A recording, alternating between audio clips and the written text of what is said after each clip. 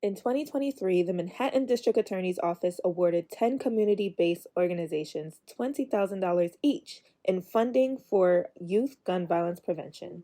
We really appreciate having the opportunity to take part in this and receive the funding from Danny. The Police Athletic League serves New York City youth with educational, recreational, and social programs.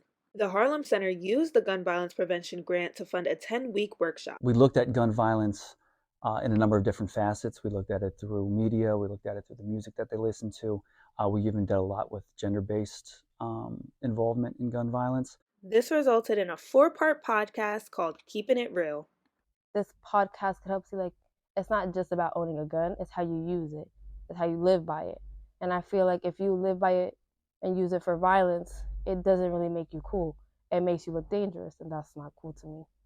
I don't know. I felt very privileged to do this because not everyone has a chance to spread their voice in that way. So it made me feel very happy and included. The PAL and teens saw the importance of having this platform and this discussion.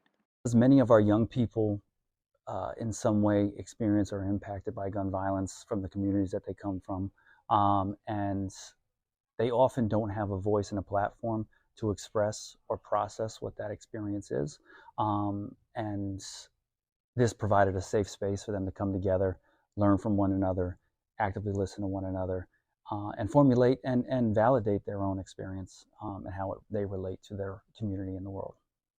As a teenager myself, I like to listen to other teenagers, and I feel like when you have somebody that you can relate to, it'll really help you and it make you feel like you're not alone. Like doing the podcast, I feel like it's important because other people that are going through that thing, like going through those things, they can listen to other kids.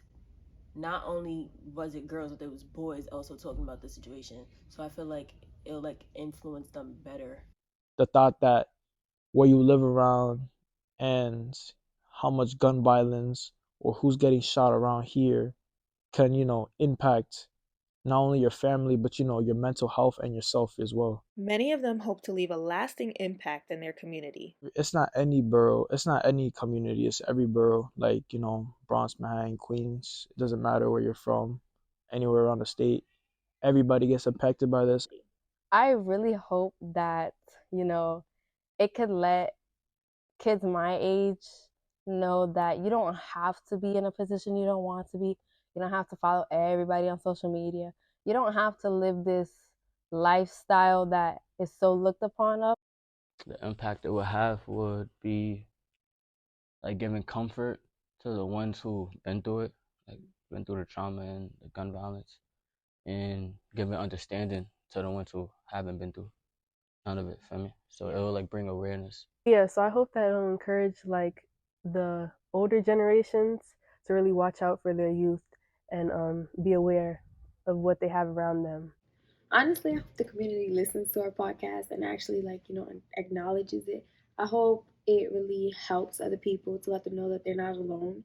And if they are in a situation like that, then they could reach out for help.